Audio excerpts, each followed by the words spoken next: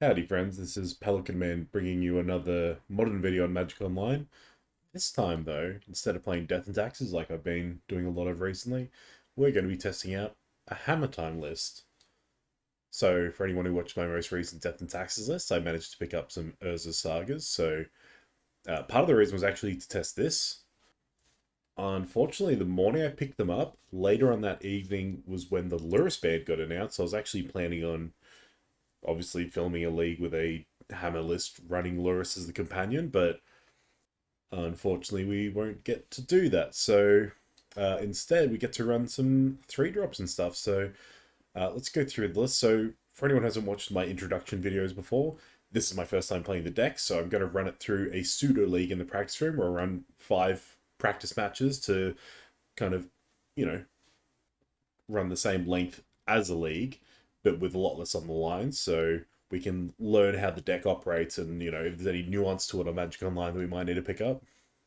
So, uh, for anyone who doesn't know how Hammer Time works, we have this card Colossus Hammer that gives +10/+10. Pretty rad, but it costs 8 to equip, but only costs 1 to play. So the main point of the deck is to try and get a hammer into play and equip it to a creature while avoiding this equip cost. So the first way we have of doing that is Sagada's Aid. It lets us cast aura equipment spells as though they had flash, and whenever an equipment enters the battlefield under my control, I can attach it to a creature I control. So our hammer can come at an instant speed, and it automatically equips to something when it ETBs. The second way we have to cheat Colossus Hammer's equip cost is Pure Steel Paladin.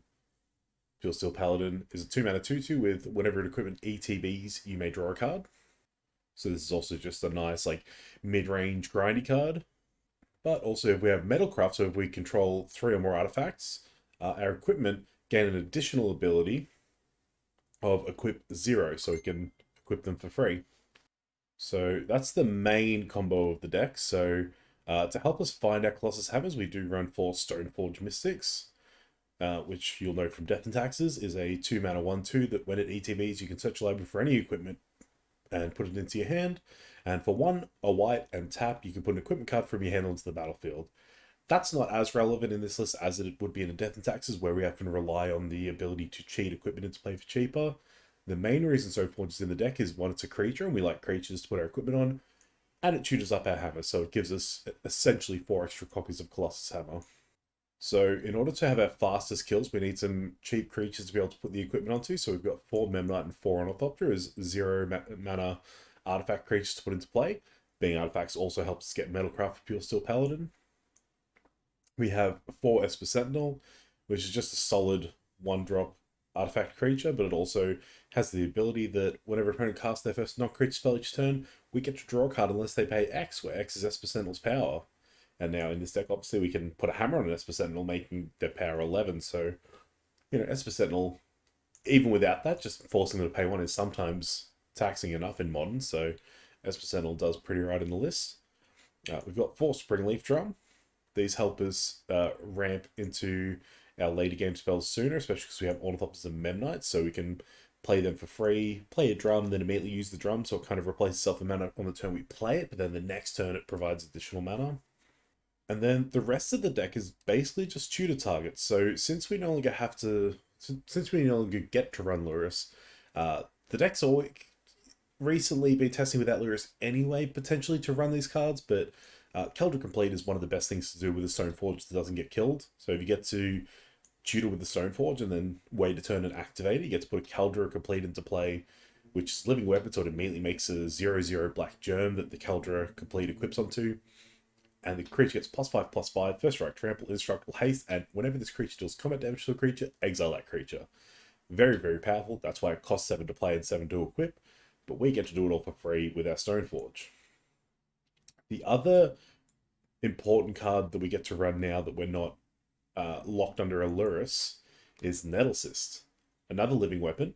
This one costs 3 mana to play and 2 to equip. We obviously don't need to equip straight away because that is living weapon.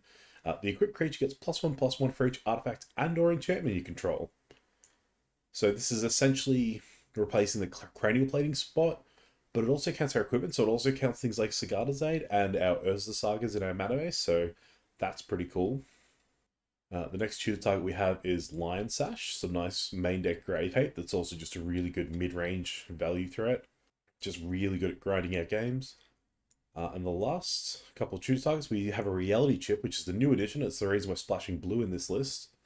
This essentially gives us a future sight type effect. So it costs 1 and a blue to play for an 0/4 jellyfish that lets you look at the top card of your library at any time. But then if it's equipped to a creature, you can play lands and cast spells from the top of your library. So something worth noting about both of these is their artifact creatures and their equipment. So what this means is when you play them, they're a creature, but if you pay the reconfigure cost, that reconfigure lets you move it onto a creature and it becomes an equipment on that creature. Or you can also pay the reconfigure to remove it from a creature, so it stops being an equipment on that creature and becomes a creature itself again. So Lion Sash reconfigures for 2 colorless, Reality Chip reconfigures for 2 colorless and a blue. Worth noting though, if you put one of these into play with Cicada's Aid in play, it will trigger Cicada's Aid and will attach it to a creature for free. Which means that the future side effect of Reality Chip we get access to immediately. Also, the rules have updated slightly. I'm not quite sure how they updated, but the important thing is that now with how the rules work, the equip they gain from Pure Steel, because they gain equip 0 in addition to what they had. So a card like our Colossus Hammer would still have equip 8, but it would also gain equip 0. Same is true for our Reality Chip, where it has reconfigure 2 and a blue, but it also has equip 0. So we can get around the reconfigure by just using the equip, and that totally works. You can equip it to a creature for free and start getting access to the future sight ability. The last couple of cards, we have one more equipment tutor target in Shadow Spear. This is great in that we often get very big, powerful creatures into play, and we often have trouble closing out the game. We need a way to actually push damage through. So this giving trample is very relevant. The life link means we'll gain chunks and chunks of life. So even if our opponent's got a decent board, we'll still manage to push through. Costs 1 to play, 2 to equip. It also has the text, pay 1 to give permanents to opponent control, to remove hexproof and indestructible from them until end of turn. So that can come up if you're versing an opposing Caldra complete maybe, or something like that, but mostly it's here to give +1/+1 trample and lifelink. And the very last card we have in the main deck is a one of Steel Shaper's Gift. So for a single white, it's a sorcery that lets you search your library for equipment, reveal it, put it in your hand, then shuffle. This is basically just Stoneforge number 5. It's 1 cheaper, but it doesn't have a body, but it is a 5th way to tutor our equipment, which is kind of interesting. We've got such interesting things like Reality Chip to go and find, so that's very cool. As to the mana base, so Urza Saga, obviously, we're running as a 4 of. So each turn it gains an additional chapter. Initially, you can just tap for mana. On the second turn you have it, it gains the ability to make a 0/0 construct with +1/+1 for each artifact we control, which often in these lists gets pretty big. It's kind of like having extra net assists. When it gets to the third chapter, you sacrifice it and then you search your library for any artifact with mana cost 0 or 1, put it onto the battlefield, then shuffle your library.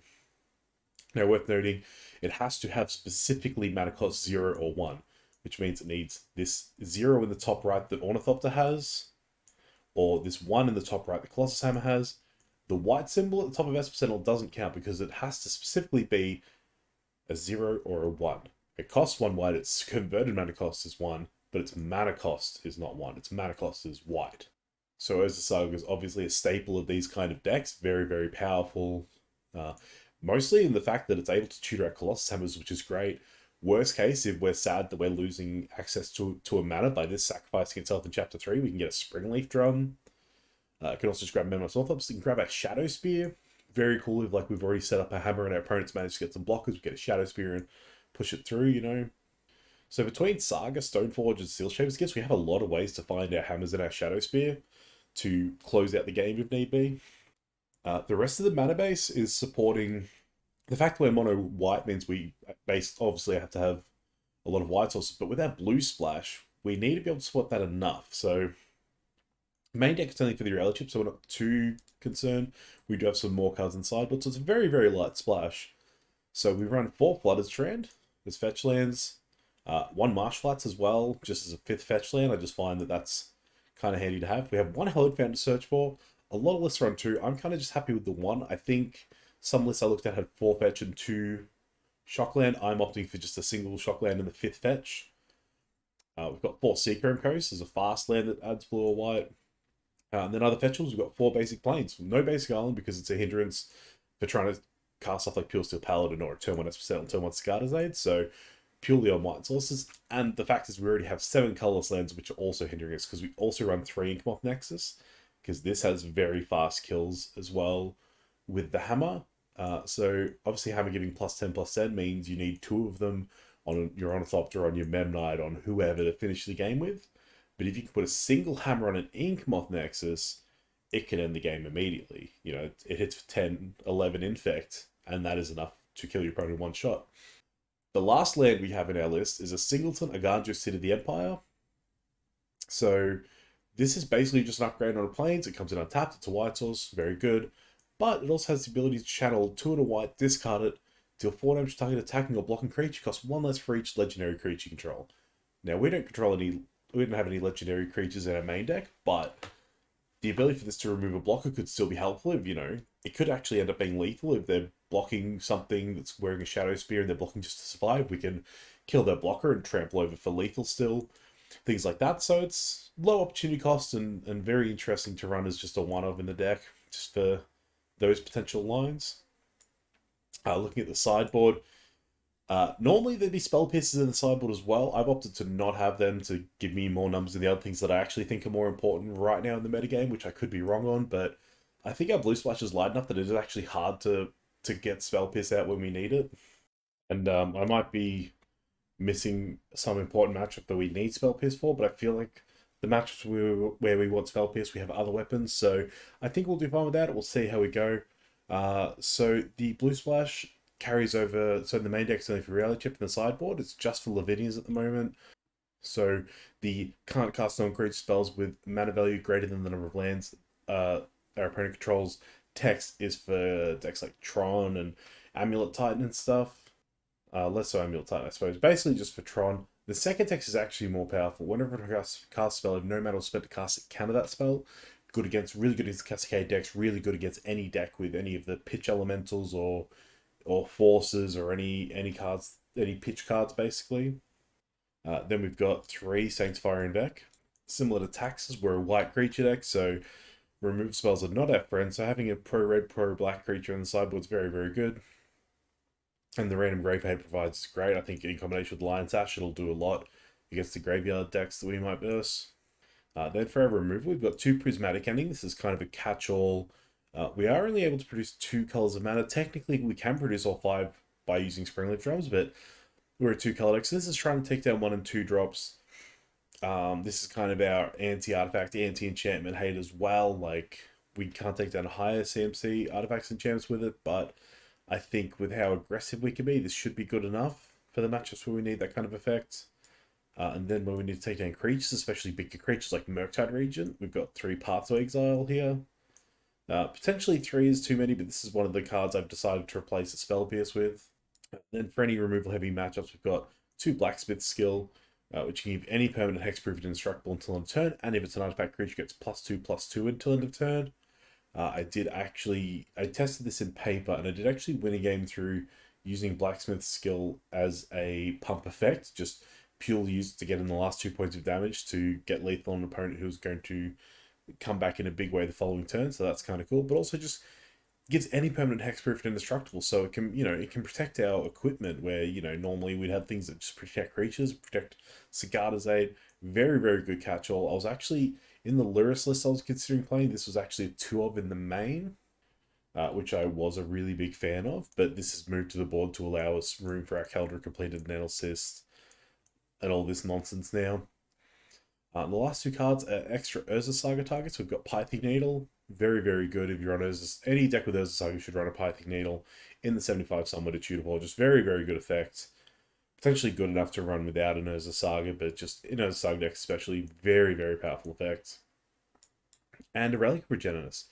Normally this would be a Soul Guide Lantern. I feel like you kind of gotta place hedge your bets, right? Like, Soul Guide Lantern is better against things like Reanimator, where you can get it into play to take out their threat they're trying to reanimate and then pop it to take down a secondary threat. Because we have Lion's Sash covering that role, I've actually lent into Relic, which isn't a thing I've seen Hammer doing. It's just something that I've decided is what I want to test.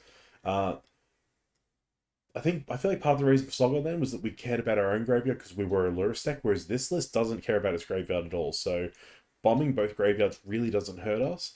And if we need to be sniping random things from the graveyard like Saga Land's able to do, we do have Lion Sash for that. So this is the 75 I'm looking to test.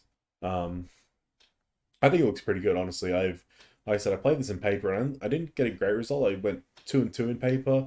I was doing something slightly differently, so this list is a little more educated than my previous list that I tried in paper. I think I also think it was just a bit of bad luck with my paper result, but I also had a lot of fun. Reality Chip is a very fun card, so I'm looking forward to this. So let's get into the practice leagues and get into some gameplay. Alrighty, we found our first opponent in the practice rooms. We have won the die roll. We would love to go first. So this hand kind of has everything we need. It's got a Pure Steel, which gives us our free equips. It's got a Stone Forge, which gives us a hammer. Unfortunately, it doesn't have anything crazy fast to do with that Springleaf Drum, but it's got all of our mana. It's got a Saga. I'm going to keep. I think part of the strength of Hammer is that it grinds really well through cards like Saga. So potentially, if we play Saga on 1, we can't make a construct on 2 unless we draw a 0-drop. But we do have Ink Moth, so I think if we play Saga on 1, there is the potential that we get a hammer on turn 3 and are able to equip it. I am going to lean on the high upside play of playing the Saga on turn 1. This is risky. This is going to potentially impact our ability to make constructs, but if we draw a 0-drop, we can still make constructs for our Springleaf Drum. Alright, Springleaf Drum's in play, and we'll pass back to our opponent. Very sad looking Springleaf Drum here, but like I said, we have a lot of good top decks. Any Midnight's Run on top, even an Esper Sentinel would actually go a long way here. Our opponents play Quicksand. That's interesting. Okay, we've drawn another Stoneforge. I should have played the Inkmoth Nexus, probably. I'm just going to play the Stoneforge Mystic. I'm actually going to get Reality Chip with this. We are going to get a hammer off our Saga next turn anyway. Alright, our opponents skipped up the match. That's fun. They have left us a message in chat. How original. I mean, yeah. This is how Modern works. Like, Modern isn't a casual format, right? Like, I know I'm in the practice rooms, that's because it's tournament practice. Literally tournament practice. Like, suck my farts. Alright, let's try and find another match one. We're not going to count that one. Alrighty, we found a new opponent. We have lost the die roll, but this hand is very, very good, so we're going to keep. We don't have a hammer, but we have a Stoneforge, we have the Scouter's Aid, we have a turn 1 Springleaf Drum line. Our opponents just let Dark Slick Shields and pass. Steel Shapers gives a good pickup. So we're going to start with Seacrim Coast. Small thing, but we'll play the drum first, so even if they have removal, we still get to use our Memnite with the drum. Alright, we'll tap our Memnite to put our Cigar's Aid into play. And we'll pass it back to our opponent. This hand actually has a very easy turn 3 win through this Inkmoth. Our opponent's blue-black though, so there's every chance we don't aggressively go for it. They've thought scout at us, hitting Colossus Hammer and Esper Sentinel. It's kind of sad. I think that means we're going to draw Colossus Hammer next turn. But that tells me that they've got Drown in the lock. If they're filling up our graveyard for us. Okay, we've drawn another Cigar's Aid. Yeah, so I'm going to play the Stoneforge Mystic here because they're probably going to counter it regardless. Like, if they have Drown Lock, they're almost definitely countering this. But we've got Steel Shapers Gift as backup, so I think we're okay. Yep, there's the Drown in the Lock. I think I am just going to Steel Shapers Gift now. Mostly because next turn, if we don't draw a land, we want to still be able to Pure Steel and Hammer. The question is whether I want to get Reality Chip or Hammer. Or even potentially like Lion Sash or Nettle Cyst. We have a lot of options actually. I think I'm just going to get a hammer though.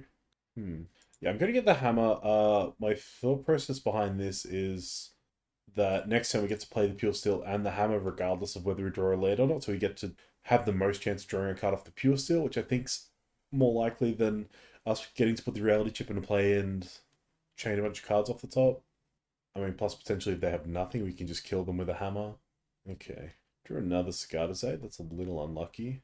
I am just going to put the Pure Steel into play here. I'm just going to hold up the hammer at instant speed to draw a card off of... Because we have Cigar's Aid, Colossus Hammer has Flash, I'm probably just going to try and flash it in when my opponent's vulnerable. Alright, they fetched for an island. And another Drown Lock, sure. Alright, Cling to Dusk, exiling a Colossus Hammer from our bin, that's fine. It's getting a bit tough. We're flooded on Sagada's aids here. They're not good to draw in multiples. Alright, Hallowed Fountain doesn't change anything. I think I'll shock it in anyway. And I'm just going to get in with the Memnite for 1. Alright, we're just going to chill. Okay, Soaring Thought Thief. So opponent's a like rogues deck. Right, they're getting in. They've only got 3 cards in hand. I might just try for the hammer on Inkmoth next turn. Yeah, we're flooding out a little bit. Alright, let's animate the Inkmoth. Alright, let's just flash in the hammer now. Now, we might be spewing a bit here, but I don't know. I feel, yeah, Fatal Push. Yeah, that's rough. That's rough. But I don't think that was getting any better for us. Like, they clearly had... They either had it or they didn't. I don't think us waiting is going to improve that for us. I really need to find an Urza Saga. But at this point, I wouldn't say no to a reality chip. Lion's Sash should be really good. Okay, they've got a Thieves Guild Enforcer into play. Alright, we're in trouble. With that said, I feel like they're vulnerable again, so if we can draw something relevant, we might be okay. Ornithopsis is not what I was thinking of when I said something relevant. We're not technically dead yet, so we will keep playing. We can't attack into this Soaring Thought Thief though, so we'll just pass it back. This matchup might be good post-board. Our opponent went pretty low. Like, they're playing out all these like low-value threats. They've got to play out a lot of them to like get anything out of it. So I have to block. I'm gonna block with the Ornithopter, just block enough to survive. Did I miscounted. I miscounted some of that. That's fine. That game was pretty much over. Relic of Progenitus looks really good. Blacksmith Skill looks very good too. I don't want Path. I do want Prismatic Ending though. I don't think Sanctify is that relevant. Maybe the Pro Black is just good enough though. So these are the ones we're considering. I think I'm pretty comfortable taking out like a couple of Memnites. Esper Sentinel seems good. Reality Chip seems fine. Lion's Sash seems good. Caldra actually seems very good. Like, I think maybe I can cut Nettle Cyst. Steel Shapers can come out. I don't know if it's right to ever trim like Sagada's Aids or Pure Steels or whatever. This is something I'm not sure of with this deck. Because I feel like I want to cut like a Sagada's Aid because we flooded there, but that might just be tilt. Maybe I can cut a Pure Steel, being a 2-drop. Oh, and I can actually probably cut a Drum. Because we're not bringing any blue cards especially, I think the Drum's kind of free to cut. Maybe I don't need Prismatic Ending to deal with their threats. Their threats are so low impact anyway. Maybe I'll just do this. I'm not totally comfortable sideboarding with this deck yet, so we'll sideboard like that and see how it goes. Alright, we get to play first. We've got the Sanctifier. I'm going to keep based on the Sanctifier and the Blacksmith skill. A Ganjo could actually be pretty good here too. Our opponent mulligans to 6. I think one thing about the Hammer Time deck is keeping a Hammer Time player keeping 7's normally pretty scary because you normally think that means they've got like one of their powerful starts, which we definitely don't have here. Like, this isn't like a quick hammer kill. The turn on Sagada's Aid should be pretty scary for our opponent though. But yeah, I think that means our opponent has to mulligan more aggressively to be able to stifle our fast kill. So they might just not have had removal or counter magic there and decided to mulligan based on that. Oh, Stoneforge. Okay, we're going to play the Stoneforge. I'm going to get a Hallowed Fountain here for the sake of Reality Chip. Do I just get Reality Chip, actually? Hold on. Let's... Do we just play Sanctifier and play Stoneforge next turn? I actually think I like that. I'll play Sanctifier, and the next turn I'll play Stoneforge holding up Blacksmith skill, and I'll get Reality Chip. Even though I think it's likely our opponent will have a counterspell for our Stoneforge next turn. Especially because I've doubled... Maybe I wasn't meant to fetch. Yeah, maybe I wasn't meant to fetch. Maybe I was meant to play a Ganjo the next turn. Oh, they had the Thought Scaring. I was going to say, like, maybe to keep them off Drandalock, I was meant to play the Aganjo, the next turn play the fetch, play the Stoneforge, hold up the fetch. If I need Blacksmith skill. No second land from our opponent. Okay, that's pretty good for us. And we drew a hammer. That changes things, actually. Okay, so I'm going to play out the Pure Steel here. So I can draw a card with this hammer. And this also kind of... Yeah, they're doing... Yeah, spell state. Okay. This just means that our hammer's good, so that's fine. Obviously, they couldn't spell snare our hammer anyway, but... yes, we'll use Sagada's ability. We will load up our Sanctifier. And they scoop it up. Alright, on to game number 3. Do we want to change anything about how we sideboarded? I still don't think I love Nettle Cyst. Like, it's just... I think it's just too vulnerable. Not that Keldra's necessarily crazy here. The reason I like Keldra is mostly that if we have it, killing our Stoneforge is so irrelevant for them. Like, they basically can ignore our Stoneforge because it's getting a hammer and then just chilling back. So I like that if a Stoneforge sticks around, if you draw a second Stoneforge, it immediately threatens a Caldera. So that's why I'm leaving Caldera, and Nettlesys just dies to everything and whatever. Um, it's hard to tell because they seem to keep such a poor hand, but I think we sideboarded okay. This hand is tough because we're leaning a lot on these cards sticking around and being good, and we've got some Ornithopters and Memnites which aren't looking good with the rest of the stuff going on in our hand. If our opponent has any interaction, this hand gets pretty bad, but I don't know how it gets much better. Like, what, we mulligan and we find a blacksmith skill? I think we have to keep. We're on the draw, so this hand has potential. Alright, they lead with Island and passed it to us. Ooh, Urza Saga's a really good pickup, actually. I'm going to start with Hallowed Fountain, Shock me in. This is partly to keep stuff out of my graveyard. If I fetch, then it puts a card in my bin, and that just feeds their Drown the Locks. Okay, the Thought's carrying me. That's fine. Hit another Saga. Just going to run out the Knuckleheads here. So next turn, I want to play the Saga because I want to start making constructs as soon as I can. So that means I am just going to run the Stoneforge into counter magic here, which is fine because we have two Stoneforges and the Saga can find a hammer anyway. So the Saga was the kind of the perfect draw, I think. And this Stoneforge was a very good draw for us as well. So I am just going to use this Stoneforge to get. I've got Sagada's Aid, right? So I can get a hammer, but I think I'm just going to get Reality Chip. Lion Sash is actually pretty good too. I think I just want to make a construct extent anyway. Let's just get Reality Chip. I'm not going to attack as they have flash threats. So the cool thing is, because we've got a backup Stoneforge, we can do the Caldera line I was talking about in a few turns. Okay, they're eliminating my Stoneforge. That's fine. That's cool if they want to hang out and hold up mana, because I'm not really interested in casting anything. I just want to hold up my Urza Saga activation. I'm just going to fetch now to play around any shenanigans, I guess. Like, we could hold the fetch when we want to activate, but I just want to make sure that we can activate when we want to. Alright, our opponent's fetching.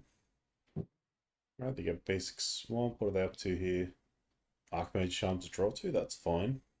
Now, I could have flashed in Reality Chip there and, like, equipped it something for free, but then they just kill it. I don't get to take any value because I don't have instant speed stuff that I can play off the top. Alright, let's make a construct. Ooh, Lion Sash. Yeah, I'm just going to make another construct, eh? I actually kind of just want to get a Springleaf Drum here, so I can play it the Reality Chip. Actually, maybe I'll just get Shadow Spear. I think I'm just going to get Shadow Spear. Just going to put it on my Lodge Boy. Play my Ink Moth, go to combat, get in for 6 trample lifelink. I mean, they probably have like a Fatal Push or something here, but like, if they do that, the next time I'm just going to equip here and just continue not casting spells into their potential counter magic. Awesome, it hits. And we'll just pass it back. I think next turn I might actually be inclined to play out my Stoneforge and bait some counter magic or removal. And if they want to counter Stoneforge, then I might just chill there and equip my Shadow Spear. And if they don't, I'll just do the same thing, I suppose. Or if they counter it, I might just try and resolve a secondary threat. Fine with them hitting me for 1, that's totally okay. Drew an Ink Moth, okay. I'm just going to try and get in with my 2 constructs here. Force action on their part. So this is currently 11, but if I animated Ink Moth, it actually goes up to lethal. Oof, okay. Hercules is annoying. That is fine. We'll play it at 0 drops again. We'll try for the Stoneforge. Alright, they've decided they're not interested in me having Stoneforge. That's cool, I'll take this opportunity to resolve the Reality Chip. I'm just going to put it on the Memnite, I think. Yeah, let's just put it on the Memnite. So I've got Springleaf Drum on top. Okay, pass back. So this forces them to deal with this Memnite before it gets back to my turn. And even if they do, then I might just get to resolve this Pure Steel. I think things are looking pretty good for us here. Yep, they Sorcery Speed eliminate my Memnite. Yep, they get in. That's totally fine. Ooh, Esper Sentinel on top now. That's cool. Alright, back to me. We draw that Esper Sentinel. We've got a Memnite on top. Let's start by... Yeah, I kind of just have to run this Pure Steel into removal, huh? I really just want this Reality Chip online again. Alright, they got a Drown the Lock. That's fine. Play out our Shadow Spear. We're going to put out an Ornithopter. So Ornithopter is going to get to just like stonewall this Soaring Thought Thief now. Unfortunately, they've still got 4 cards in hand. I was hoping by now we'd be running them pretty low so we could start resolving our important stuff. Although they've just shocked in their Watery Grave, so whatever they're doing this turn must be pretty important. Oh, Murktide Regent? Sure. Sure. What to do here? I think I want to start with Esper Sentinel to potentially get to draw a card. Resolves, cool. Memnite. So where do I want to move the Reality Chip? I think to the Memnite. I think I want to force them to do with the Memnite. Oh, they're just going to fatal push the chip? No, they fatal push the Memnite, right? No, the chip? I can't tell. I guess we find out. Yeah, they killed the chip. That's fair enough. That's fair enough. We're in danger now. Our opponent does only have 1 card left in hand, so if we can resolve this Lion Sash, we might be able to get out of this. Okay, they attack with both. We're going to block to gain a life. Okay. Oh, okay. Sure. I thought that was just for itself, but it is a Lord effect. Fair enough. They still only have 1 card in hand. Oh, if we have 1 more mana, we win the game. Oh, they're on 11. Huh.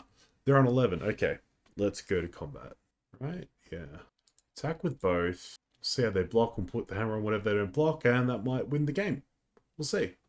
So they've declared no blockers. And we win it with the hammer. Alright. Alright, so that's match number 1 / match number 2 in the bag. Let's play another match in the practice room, see how we go. Alright, so we found an opponent.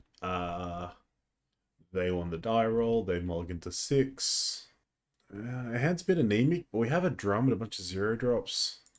I'm going to keep this based purely on the fact that, like, if nothing else, we Stoneforge, get Reality Chip, play Reality Chip, put on one of these things, and, you know, just get value from there. Moonsnare Prototype. Okay. So that to me says they're probably like an affinity style deck. Which also to me says that they are probably low interaction, so we can probably get away with some nonsense in our early turns. Another commonplace thing for this channel is an opponent having an upkeep stop and refusing to pass priority during it, so that's good to see we're still on that game plan, huh? Alright, we drew a plane, so let's just play all the knuckleheads. Play a drum, knucklehead, knucklehead, and pass. See what our opponent's got for their turn 2. Urza Saga. Okay, that's potentially worst possible. Followed up by an Ornithopter. And a Thoughtcast. Okay, very scary. Very scary. We've drawn a Pure Steel Paladin. Okay, that's really cool. The plan is still to play out this Stoneforge. So I could get Keldra. I think I just... Or a hammer, or reality chip. So next turn, I'm going to get to play Pure Steel, and yeah, I'll get a tutor. I'll get reality chip, because next turn I can play Pure Steel and it, draw a card, equip for free. Yeah, seems good. Probably should have attacked for 1 with a Memnite there. There's a very good chance my opponent just wants to make a construct this turn. Well, they do have an extra mana in the Moonsnare Prototype. Oh, they're using for mana. Is this going to be an Urza? A Nettle Cyst, okay. That's questionable. I don't fully agree that that's better than just making a construct, although, yeah, maybe this unlocks their Thoughtcast. No, I still think they making constructs are the same. Like, you're just losing this value because you can still do this later. Whatever, I'm just going to fetch for a tapped Hallowed Fountain. Alright, back to my turn. Drew a land. This gets coming untapped, that's cool. Let's play out the Pure Steel. And we'll play out the Reality Chip. Ooh, we've got an analysis on top, that's fancy. Which we get to draw. Okay, we've got a Marsh Flats. We will just equip to this tapped Ornithopter, I suppose. We'll just pass turn with that. Okay, our opponent's Saga's on chapter 3. Will they make a construct this time? Looks like they will. And what will they search up? Probably a Shadow Spear, I would guess. Yeah, to get this Nettle Cyst through. Okay, so they're going to get to equip it now. That's a little scary, but as soon as we find a hammer, that's no longer scary. Or a Caldra, even. We're not going to build blocking, which is largely irrelevant. Alright, back to us. And we've got a hammer on top. Okay. I'll start by playing out the hammer. Ornithopter on top. Okay, we'll draw that one. We'll play the Flooded Strand out from the top. We found another Pure Steel. Like that. Esper Sentinel, we like that one. So we'll play out the Esper Sentinel. There's another Esper Sentinel on top. We unfortunately can't play it. I'll just fetch now. Go to Plains. What do we have on top now? Esper Sentinel again, okay. We will play that out then. Ooh, Shadow Spear.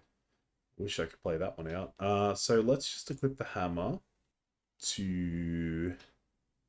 I suppose it doesn't matter, does it? Just put it on the Ornithopter. Go to combat. Attack. They're not blocking, sure. Post-combat main. We will move this over to an Esper Sentinel.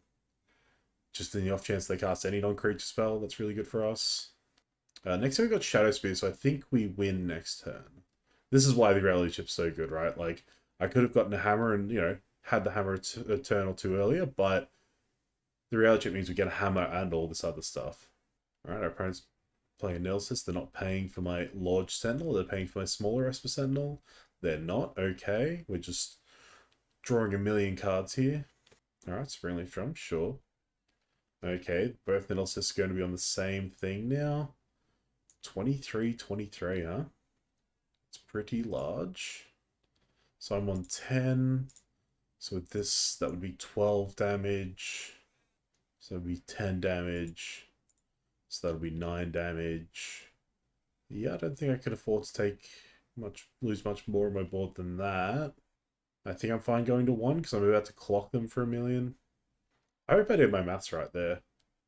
Okay, we survived on 2. Our opponent is on 41. Our opponent is once again chilling the fuck out in my upkeep. That's cool, opponent. That's cool. My upkeep's pretty rad, huh? Okay, we've got a Seacrum Coast on top. So I have all my fetchables out. I have 4 planes and a Hallowed Fountain, which 2 planes in play, 2 in hand and a Hallowed Fountain. So normally I would play the Marsh Flats and fetch here because it would mean an extra mana, but it's kind of the same diff. So I'm just going to play the Seacrum Coast off the top. Okay, we found another Pure Steel. The issue is I can't... If I play this Pure Steel, I can't also like Nettle Cyst and Shadow Spear. Unless I... No, I just can't, can I? Yeah, so... Let's start by playing this Shadow Spear and drawing a card. Well, drawing 2 cards, actually. Ooh, we drew the Caldra. The turn after we let our Stoneforge die. That's sad. Oh, and there's the Ink Moth that we would have loved to have seen. Okay, let's play Nettle Cyst. Yes, we'll draw... Alright, our opponent scoops... They scoop up the match. Come on! I wanted to play a match of Magic. Do I just have too high an APM opponent? Like, you're on 41, I'm on 2. Like, yes, I'm about to hit you for a bajillion, but still.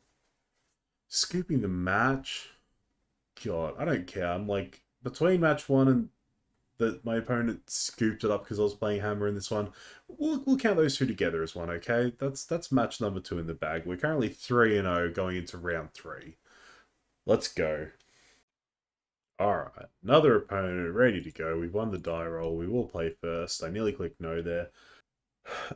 This hand has too many lands, but some of them are Urza Sagas. And I have an Nettle Cyst. And I have a Stoneforge. Is it way too greedy to keep?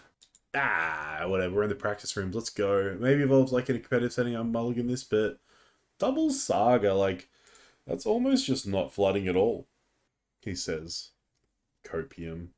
Raise Verge, they get Blister Pod, hello. Our opponent's on some shit. Okay, so we're going to play out the Saga and start making constructs from next turn. We'll play out the Stoneforge, and once again, I think, ooh, do I just get Caldra? No, I think I want to play spells. Let's get Reality Chip. Let's do that thing again. And my opponent scoops up the match. Alright, let's find another opponent. Hell yeah. Another opponent. We win the die roll. We'll go first. We'll keep this hand. It's got Sagas. We will play at our Esper Sentinel and pass. Also worth noting, we have the correct planes, aka the one with the doggo in the Field of Flowers. We also have the correct avatar, which is the goodest doggo spirited companion. Oh, Sagada's Age, you dirty girl. Okay, so definitely playing Saga. Definitely playing Drum. And then do we play Pure Steel or Stoneforge? I think we play Stoneforge and get Hammer. My logic for this is we can make a construct and put a hammer into play next turn, so that seems cool. Or, make a construct, put a Sagada's Aid into play, and then the following turn get double hammers because we've got like Saga and stuff. Alright, pass to our opponent. They've seen that we have Colossus Hammer in our deck and they haven't conceded. This opponent is top tier. Mad respect for our opponent continuing to play, despite the fact that I've registered Colossus Hammer. Oh no. Oh no, they also have Reality Chip in their deck. Game over. We have to kill them very quickly. Okay. Saga ticking up. Question is whether I play another Saga or not. I think I kind of want to. Oh man, I really just want to play a Pure Steel this turn, huh? Because I just want to draw a card. I want to kind of fight their Reality Value. Yeah, let's not make a construct. Let's do this. And then do this. Put Sagada's Aid into play. And we're going to attack and drop a hammer. Yeah. Which means we're attacking with both. Because otherwise they can just block with Reality Chip and give Pro Wyatt. I think this is how we win, by closing the game out in the short few turns left. So this is going to, unless they block both, which means we get to eat their Giver Runes, or their Reality Chip. Actually, I think we eat their, oh no, we eat the Giver Runes. They might take, 11 here and go to 6, and then the hammer the next turn will be like jacked. So equip to the Stoneforge that wasn't blocked. Yes. And draw a card of Pure Steel. Yes. Ooh, we drew an Orthopter. That's cool. So our opponent just took 11. They're on 6. So next turn, this hammer that this Saga is going to get should be lethal. We'll attack with everyone. Whatever's not blocked, we'll throw a hammer on. Game over. Oh no, the hammer comes out first. Ah, we might just draw one off Pure Steel, huh? Now our opponent has a Saga. This is why they didn't concede. Our opponent's not a gentleman or lady. They're a savage. They're also playing this nonsense. Okay, let's make a construct. One large hammer, please. I suppose I just want to put it on Ornithopter. No, I'm just going to put it on Esper Sentinel. YOLO. Drew another Sagada's Aid. Okay, let's play out this Saga. Play out this Drum. Go to combat. So once this second Giver loses Summoning Sickness, it's going to be big trouble for us. Because they'll just be able to protect too many things and prevent us getting through. I suppose that's why I should have got a freaking Shadow Spear, huh? Yeah, I might lose just because I didn't get a Shadow Spear there. Well, they have to block with a Giver here, so they're losing a Giver. They're going down to 4. I was still better getting the Shadow Spear, but I think I'm still fine here. I don't know why I just fucking small-brained it and just grabbed another hammer. Just went unga bunga. I'm just going to hold the second Sagada's Aid. There's no point playing it now and letting our opponent know that we have nothing. What happened? So they blocked with Giver and Chip, and they activated Giver and Chip, which it doesn't tell me what they chose, but I'm guessing they didn't choose to give Pro White. Maybe they chose Pro Colorless. So they've skipped up the match. That one counts. I don't care. They're on hammer as well. Our opponent's a salty, salty person. On to match number 6, I guess. Regardless of what, unless this opponent scoops super early, we're going to call this next one the last one, okay? So yeah, 1 or 2 more, depending on how short this next one goes, alright?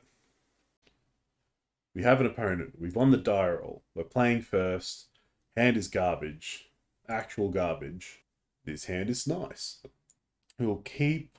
so his second Esper Sentinel has more value than second 0-drop. So I'll send back a 0-drop. I'll send back the Memnite because it's just a worse Esper Sentinel. Alright, let's see how quickly my opponent concedes. I'm actually going to turn 1 Saga because I can make constructs from turn 2. So we have an Urza Saga. Scary thing number 1.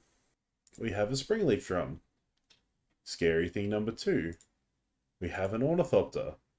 Showing degeneracy in our hand. We have a turn 1 Esper Sentinel, so our opponent's doing anything spell-based. This is already a problem. Concession in 3, 2, 1. Damn it, resolved.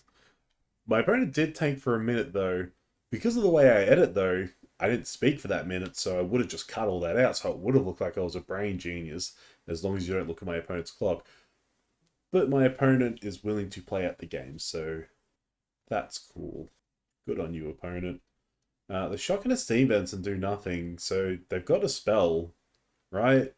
I'm confused. Urza Saga gets a second chapter. We drew a pure steel. Unfortunately, we can't cast both these, so we're better off just like hanging out and making a construct anyway. If our opponent has a flash red or blue creature that can kill our Esper Sentinel, good on them. I suppose I could have played out the Esper Sentinel and potentially drawn an extra card. Whatever, they're lightning bolting and giving us a card here. Ooh, Hammer.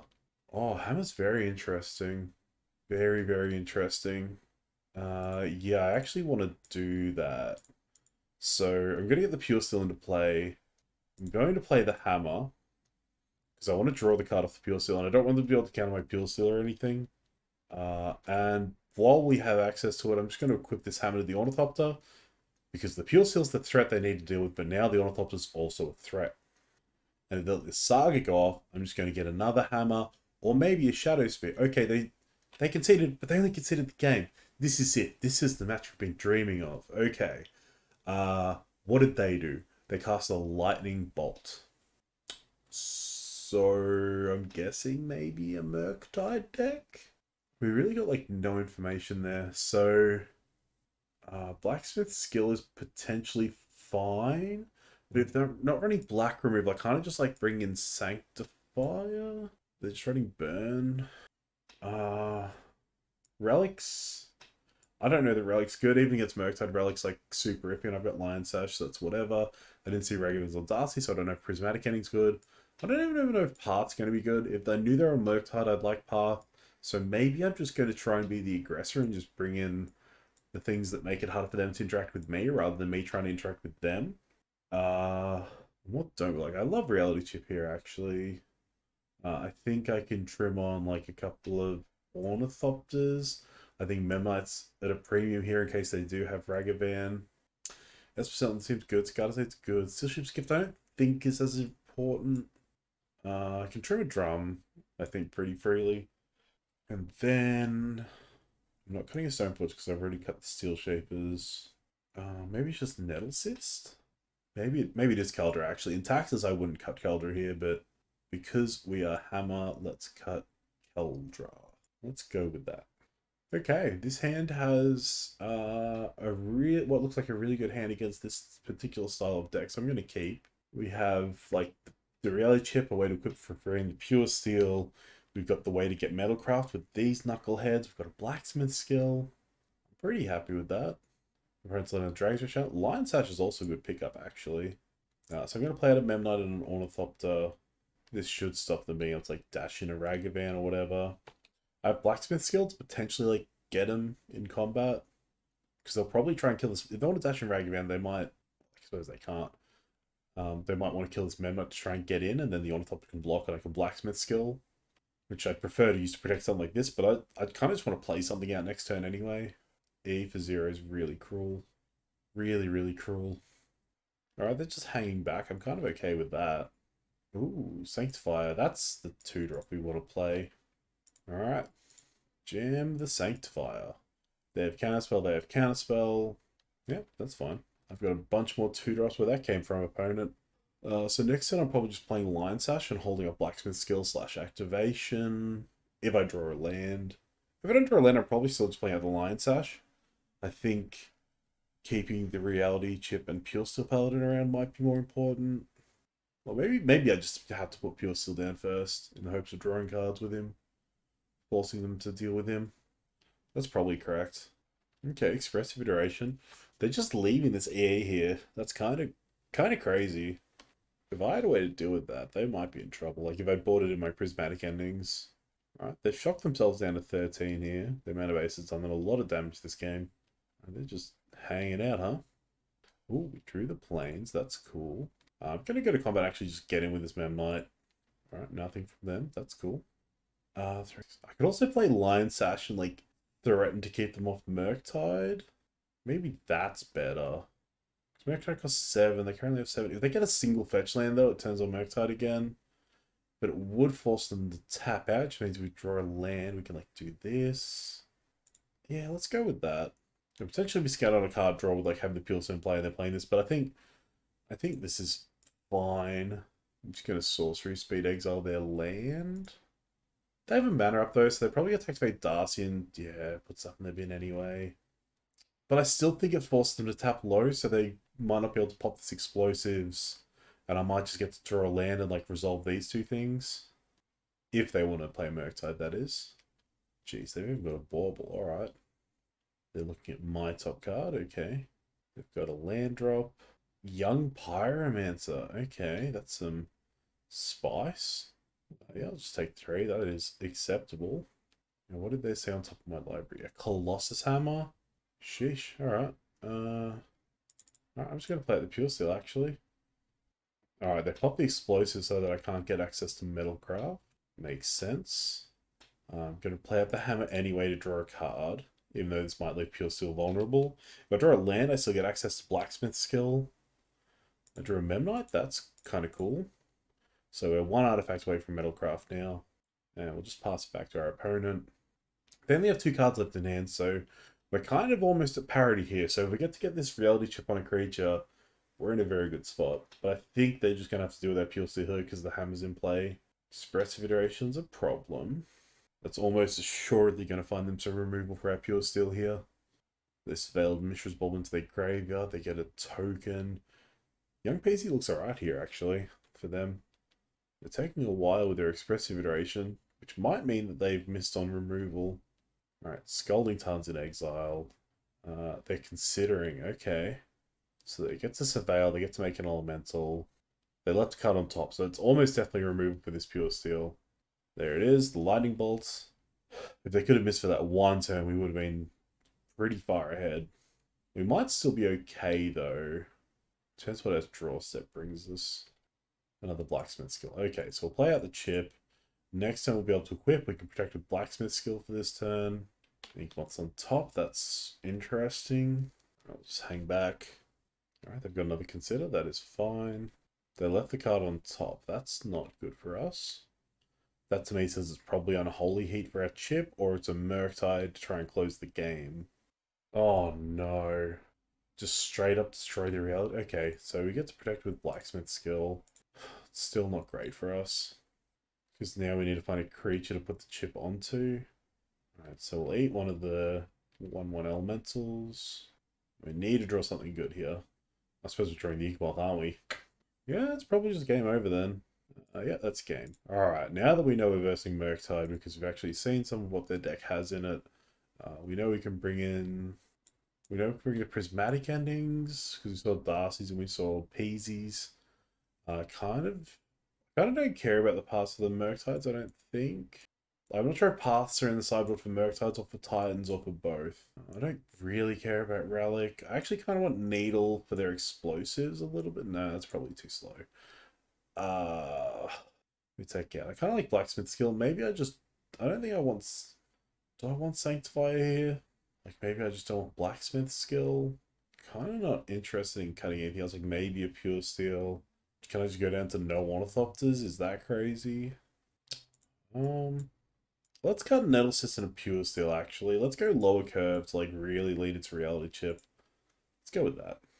I don't know if it's correct, but let's go for it anyway. Yes, we'd like to go first. Ooh, this hand's really tempting, but it's slow. I'm gonna mulligan. This hand's better, but not by much. We'll keep. We'll bottom the land, maybe? That's probably wrong. Maybe it's just the Memnite? Let's bottom a land. That seems fine. Alright, so we'll play out the Flooded Strand. We'll hold on to the Memnite for now. There's not really any point running it out on turn 1 in this matchup. Not with what the rest of our hand's doing anyway. Ragavan, okay. Alright, so we'll get a tapped Hallowed Fountain here. Drum's free. We're going to play the drum. I think we play out the Sanctifier then so we can make sure that this Ragavan behaves itself. Because I really want to run out this drum. Otherwise I might have just played Stoneforge, but because I'm going to tap this Memnite to the drum, I want to play out something that's going to keep this Ragavan from being relevant. Alright, our friend's got a Darcy. What else? Nothing? Okay. So 4 mana. So we can play out the Sash. Play at Stoneforge. Kind of like Stoneforge, grab chip, play chip. What about Stoneforge, grab chip, play sash? Nah, Stoneforge chip seems good. Oh, do I just want Shadow Spear actually? Because if I can equip that to my Sanctifier. No, let's just grab chip. We'll play the chip. So this forces a fair bit of action on their part. Which probably means they leave Stoneforge alone, so I might just get to cheat in this Lion Sash. Because I feel like they have to deal with the chip, which maybe means they can't deal with the Stoneforge as well. If I can get chip on the Sanctifier, I think I'm in a pretty good spot. Well, they fetch shocked for a Steam Vents. And they are bolting the Stoneforge. Okay. Thankfully it didn't contribute to their grave, because the Lightning Bolt and the Ragavan that they actually surveilled with the Dragon Rage Channeler both went into exile thanks to our Sanctifier. Ooh, EX equals 2 is a pain. Thankfully they can't activate it this turn. They haven't even played their third land drop. Oh, they're missing their third land drop? Oh, that's real good for us. Okay, so gonna move this here. Fun little trick. We will use the reality chip to provide the mana for the drum, because it won't matter if it's tapped once it's equipped. Saga's a good pickup. Sagada's cool. Springleaf Drum is also cool. No point not playing the Sagada's off the top. Okay, another drum. That did a fair bit of stuff, I think. I'm going to force them to pop this E. I'm just going to leave the Sanctifier back on defense, so they'll probably pop it so they can get in for attacks. Yep, there it goes. That's fine, they'll get in for 3 here. But next turn I might just play the Lion Sash and just grow it a bunch. Oh no, you got my Springleaf Drum. That's kind of clever, actually. We couldn't cast the drum, so that's what they get off Ragavan. Ooh, Esper Sentinel is interesting. Well, let's play our land and fetch. Question is whether I want to make a construct or not. I definitely want to play this Lion Sash. Okay, let's play at the Esper Sentinel first. Alright, let's play at the Lion Sash. Alright, before it... Okay, I gotta place my triggers on the stack. Alright, we're gonna put on the Memnite here, but in response to these triggers, I'm going to tap the Sash for white mana before it stops being a creature. Alright, now the Memnite's going to be wearing it. Yes, we'll use Sagada's ability. Alright, and now we will eat their engineered explosives. And we'll pass it there and see what they want to do. We can grow it out of bolt range if we need to. They're nowhere near casting a Murktide, so that's not something we need to worry about. If they kill the Memnite, the Lion Sash will stick around. Alright, they've got a Bauble. That's going to trigger our Esper Sentinel. Another Sagada's is what we drew. Okay.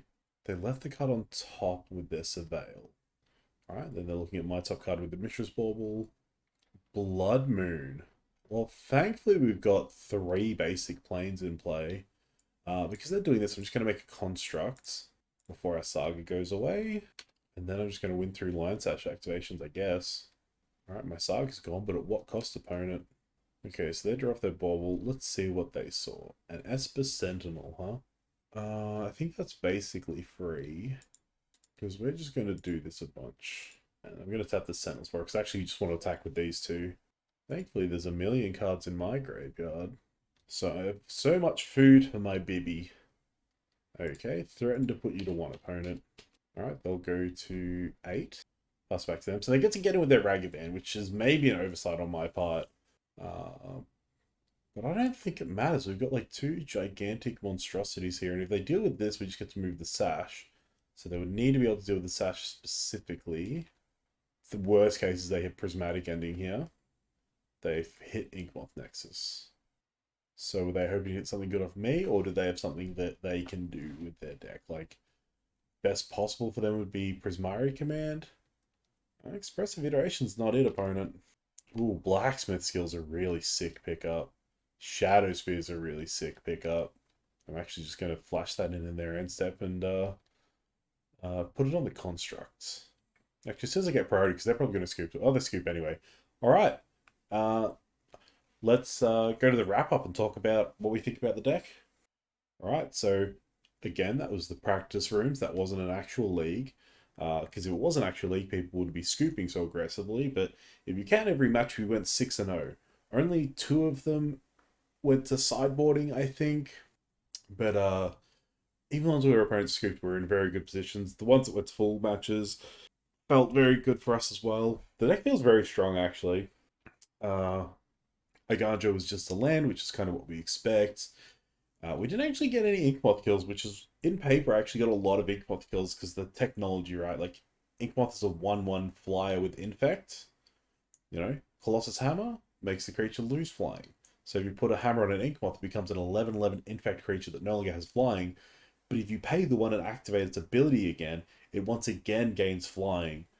I'm not 100% sure on why the rules work in the way to allow it, but that is how that works. So, you can have a 11/11 flying infect Inkmoth Nexus holding a hammer. And that's how I've actually won a lot in paper. Um, we did hit one time where like the fact we've got five fetches and five fetchables punish us because we had all not punish us, but we had all five of our fetchables already, and so we had a fetch that couldn't get anything. But that was because we were like playing a million cards off the top of the reality chip. Secret Request is good. We didn't get punished by it coming in tapped because we don't generally care about the late game. It is a thing more with reality chip now, but super not important. Saga was very, very good. This is one of the best Urza Saga decks, and it's night and day games where you have it versus where you don't. Whereas in taxes, I think we can get away without having it. It's just a interesting little thing. We're often like just tapping it for mana. In this deck, those constructs are insane, and like if we're ever not tapping it for mana, it's because we're doing like gross reality chip things or just like killing our opponent anyway. Zero drops or whatever, they're just kind of a necessity for the deck. As Sentinel did a lot of work, our deck slowly ground and forced so much interaction their opponent often isn't able to pay into it. Scarlet's Aid's obviously cracked in half, really good card. Hammer's mental, 170 games through. It's currently drawn very good with the configuration of this deck. Just getting to ramp is really nice, and often the time we play it, it's just a free cast. We just get to play it and still play our turn, the rest of our turn as though nothing happened. Stoneforge, obviously very good. It actually died a lot, which I was surprised about. Because in this deck, once you've played Stoneforge and tutored for it, it basically loses all value. In these lists, it's scary again because Lurrus is gone, so we are running Caldra, and it's kind of widely known that we're probably running Caldra now that we've lost Lurrus. But still, there is more value in killing a Stoneforge in case the Caldra is already in hand and we get to play it out or whatever. But I still think it's like low value to kill them, but whatever. Still shows gift. It's a one-off, and I don't remember if it was relevant ever, but it is just nice having that fifth effect, and being one man achiever means we can have more quick kill lines potentially. Pure Steel very, very good. Drew us a bunch of cards, especially like when we had Reality Chip out in Pure Steel, we were just unbeatable. Even in a game one where our opponent was like vomiting out stuff as well, and is making stuff equip zeros insane. For the equipment package, Calendar never came up, and that's something I keep experiencing, but I think the reason to run it isn't because it's going to win us every game, but because the potential of it is so high. Similar to taxes, right? Like it's not the thing you're going to tutor for every game, and it's not the thing you're going to like warp your gameplay around trying to get into play, but it's something that's there as an option. So if you see the opportunity, you can potentially go for it.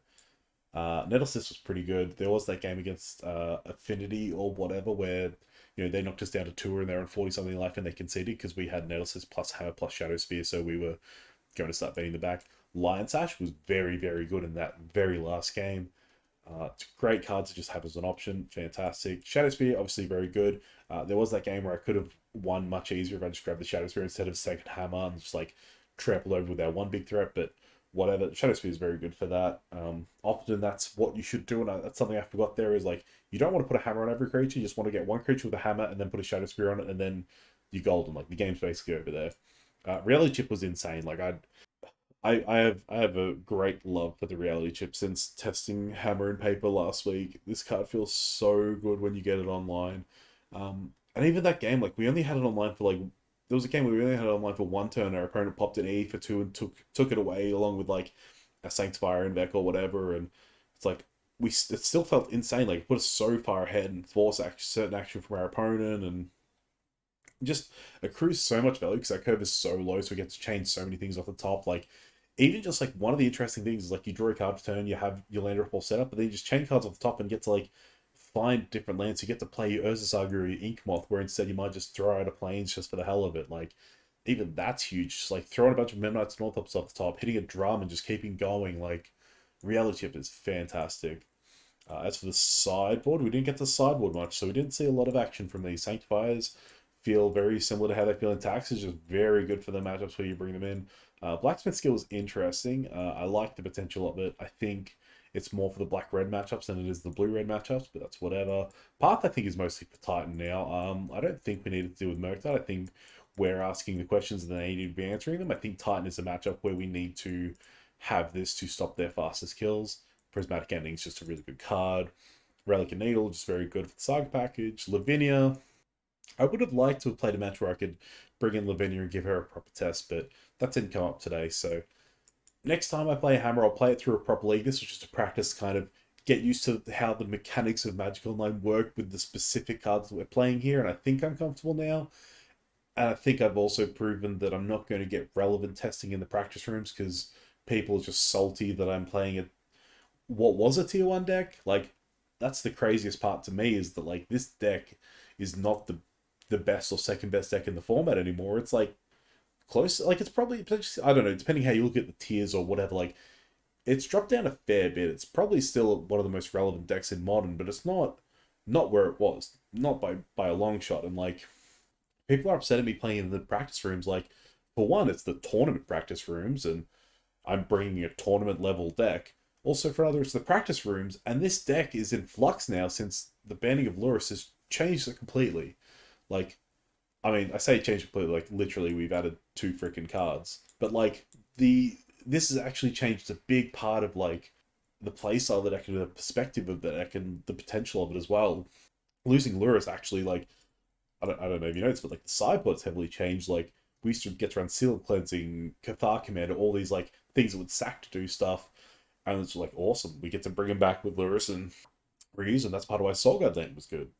You know, like I was actually the blue white list I was going to play had a one of Aether Spellbomb in main because you could loop it. And I was going to run a Seal of Removal. They're like unsummon the blue enchantment that you could sack to unsummon a thing. Like all these interesting things that we can only get access to because we've lost Lurrus. So we've lost a lot of our grind. Actually, we've lost a lot of what made the deck strong in like being able to be resilient against some of the matchups that are tougher for it. So, you know, I am trying to practice and I'm trying to like see if there's, you know, especially the sideboard. The sideboard is a big thing because that's probably what's changed the most. You know, Nettle System, Caldra, like getting to run them's dope, but like, you know, we could still run without them and basically play almost the same. Like this slot probably just used to be a cranial plating and this, I don't know, was, you know, blacksmith skill or something like the Eighth Spell Bomb or the Ginger Brood or whatever. Like, but most of us ran 1 or 2 cranial plating, so that's basically what's going on here.